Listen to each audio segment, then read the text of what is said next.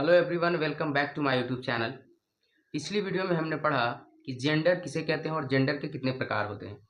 आज की इस वीडियो में हम पढ़ने वाले हैं कि नाउन केस क्या होता है, यानी कि नाउन केस क्या होता है और कितने प्रकार के होते हैं। तो चलिए बिना कुछ देर के वीडियो को शुरू करते हैं। नमस्कार दोस्तों, मेरा नाम है राहुल और आप सभी देख रहे हैं टारगेट क्लासेस को।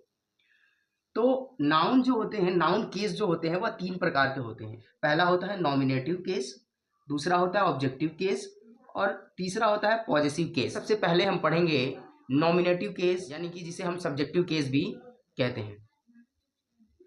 तो यहाँ पे हमने लिखा है नॉमिनेटिव केस या सब्जेक्टिव केस, यानी कि इसको नॉमिनेटिव भी कहते हैं और सब्जेक्टिव भी कहते हैं। हमने यहाँ पे डेफिनेशन लिखा है, व्हेन ए नाउन और pronoun is used as the subject of a verb it is said to be in the nominative और सब्जेक्टिव केस।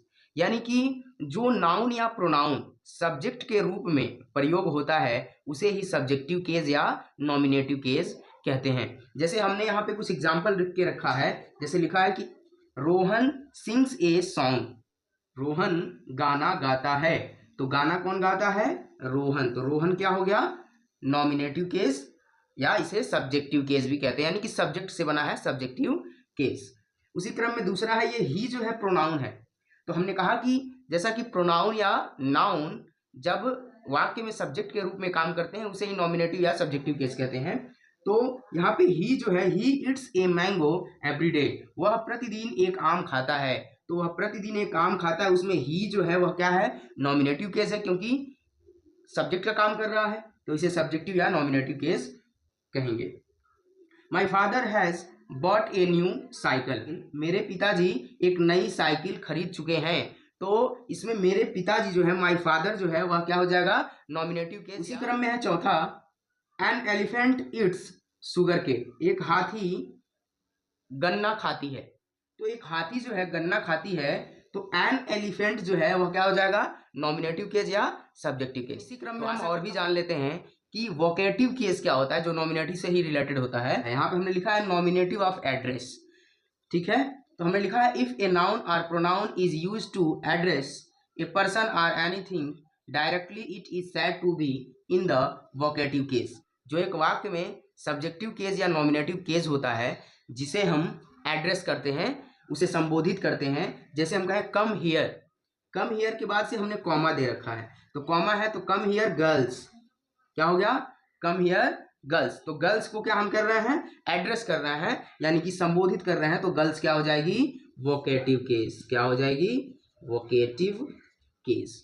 उसी क्रम में है मोहित लिसन टू मी, मोहित, मोहित बोलने के बाद हम थोड़ा रुक रहे हैं, तो मोहित के बाद से कॉमा लगा है, यानी कि मोहित को एड्रेस कर रहे हैं, मोहित को संबोधित कर रहे हैं कि यह नाउन जो है वह क्या है? Vocative case.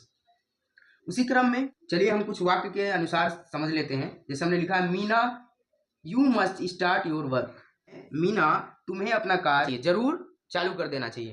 तो मीना जो है, मीना के बाद हम थोड़ा रुक रहे हैं, यानी कि कॉमा दे रहे हैं, तो ये क्या है? हम इसको एड्रेस कर रहे हैं, इसलिए मीना क्या हो जाएगी? Vocative case. उसी क्रम में दिया है, you get out of class, यानी कि तुम क्लास से बाहर जाओ। तो तुम कहने के बाद हम थोड़ा रुक रहे हैं, यानी कि कॉमा से इसको क्या कर रहे हैं? संबोधित कर रहे हैं। कॉमा लगा करके हम यू को एड्रेस कर रहे हैं, यू को क्या कर रहे हैं? तुमको संबोधित कर रहे हैं। तो इसमें यू जो है वो क्या हो जाएगा? नॉमिनेटिव ऑफ एड्रेस, यानी कि वोकेटिव केस। तो आशा करता हूं कि वोकेटिव केस जो है आपको अच्छी तरह से समझ में आया होगा। तो चलिए इसी क्रम में हम समझते हैं कि ऑब्जेक्टिव केस किसे कहते हैं। तो चलिए इसी क्रम में हम समझते हैं कि ऑब्जेक्टिव केस, जिसे हम एक्विजेटिव केस भी कहते हैं, क्या होता है। हमने यहाँ लिखा है, when a noun is used as the object of a verb it is said to be in the objective और एक्विजेटिव केस। यानी कि जब एक नाउन ऑब्जेक्ट के रूप में प्रयोग होता है तो हम उसे कहते हैं ऑब्जेक्टिव केस या एक्विजेटिव केस। जैसे हमने यहाँ पे कुछ एग्जाम्पल लिख करके रखा है, girls like to play cricket. तो गर्ल्स जो है वह क्या है?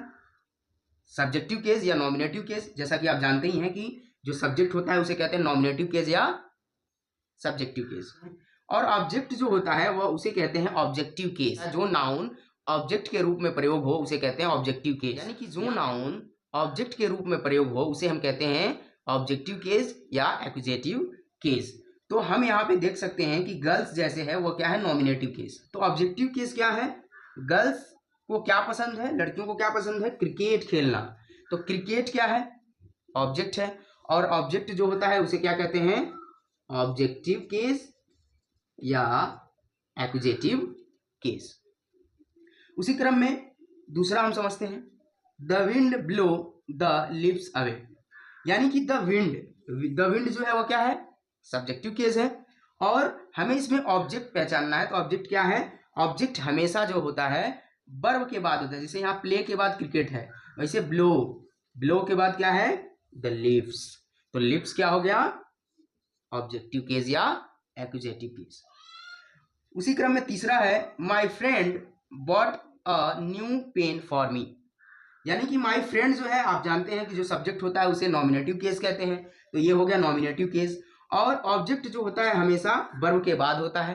तो वर्ब के बाद बॉट क्या है, न्यू पेन जो है क्या है, ऑब्जेक्ट है।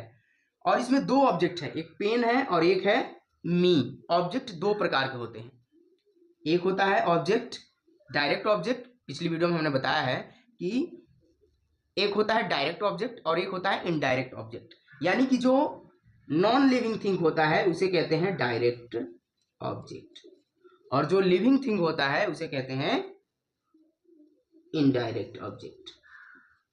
ठीक है, इनडायरेक्ट ऑब्जेक्ट। तो अब इसमें दो ऑब्जेक्ट है, एक है डायरेक्ट और एक है इनडायरेक्ट ऑब्जेक्ट। तो जो डायरेक्ट ऑब्जेक्ट होता है उसे हम कहते हैं एक्यूजेटिव। क्या कहते हैं, एक्यूजेटिव, जगह नहीं है यहाँ पे, एक्यूजेटिव केस। और जो इनडायरेक्ट ऑब्जेक्ट होता है उसे कहते हैं डेटिव केस। क्या कहते हैं, डेटिव केस। अब इसी क्रम में कुछ और एग्जांपल देख लेते हैं, कुछ और एग्जांपल से समझते हैं अंतर क्या है, डायरेक्ट और इनडायरेक्ट ऑब्जेक्ट में क्या अंतर है, किसे डेटिव केस कहते हैं और किसे एक्यूजेटिव केस कहते हैं। तो जैसा कि हमने यहाँ पे एग्जांपल लिख रखा है कि he gave his book to Riya, तो ये हो गया सब्जेक्टिव केस। और हम इसमें अभी पढ़ रहे हैं ऑब्जेक्टिव केस। तो ऑब्जेक्ट, इसमें दो ऑब्जेक्ट है, वह अपना किताब रिया को दिया। तो रिया जो है वो भी ऑब्जेक्ट है और बुक जो है वो भी ऑब्जेक्ट है। तो बुक जो है वह कौन सा ऑब्जेक्ट है, डायरेक्ट ऑब्जेक्ट है, और रिया जो है इनडायरेक्ट ऑब्जेक्ट है। तो जैसा कि हमने बताया कि डायरेक्ट ऑब्जेक्ट को हम कहेंगे, क्या कहेंगे, एक्यूजेटिव केस, एक्यूजेटिव केस, और इनडायरेक्ट ऑब्जेक्ट को हम कहेंगे डेटिव केस। ठीक है। दूसरा एग्जांपल है राम, तो राम हो गया सब्जेक्टिव केस। उसके बाद यह गेव मोहन अ कार, तो क्या दिया, राम ने किसको दिया, मोहन को क्या दिया, एक कार। तो जैसा कि हम देख रहे हैं कि इसमें दो ऑब्जेक्ट आया है, तो ये मोहन जो है यानी कि ये सजीव है, तो ये क्या है, इनडायरेक्ट ऑब्जेक्ट है। यानी कि जो सजीव होता है उसे हम इनडायरेक्ट ऑब्जेक्ट कहते हैं, और जो निर्जीव होता है उसे हम डायरेक्ट ऑब्जेक्ट कहते हैं। तो जैसा कि डायरेक्ट ऑब्जेक्ट कहते हैं, तो हमने बताया कि जो इनडायरेक्ट ऑब्जेक्ट होता है उसे क्या कहते हैं, डेटिव केस भी कहते हैं, और जो डायरेक्ट ऑब्जेक्ट होता है उसे हम कहते हैं एक्यूजेटिव केस।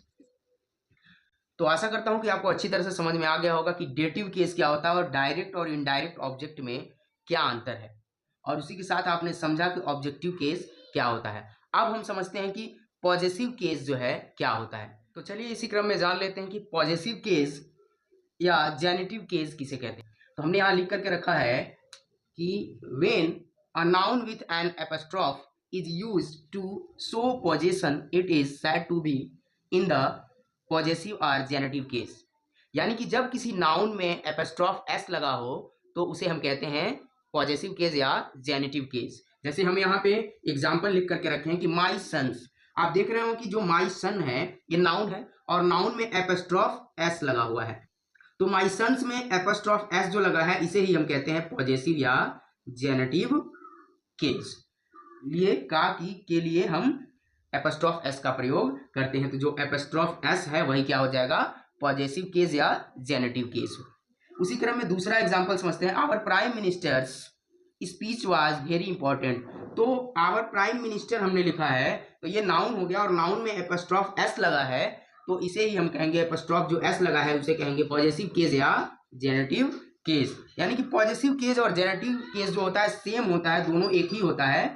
जो एपोस्ट्रोफ एस लगा होता है उसे ही हम कहते हैं पॉजेसिव केस या जेनेटिव केस। तो आशा करता हूं कि आपको जो नाउन केस है आपको अच्छी तरह से आज क्लियर हो गया होगा। तो मिलते हैं अगली वीडियो में, तब तक के लिए धन्यवाद।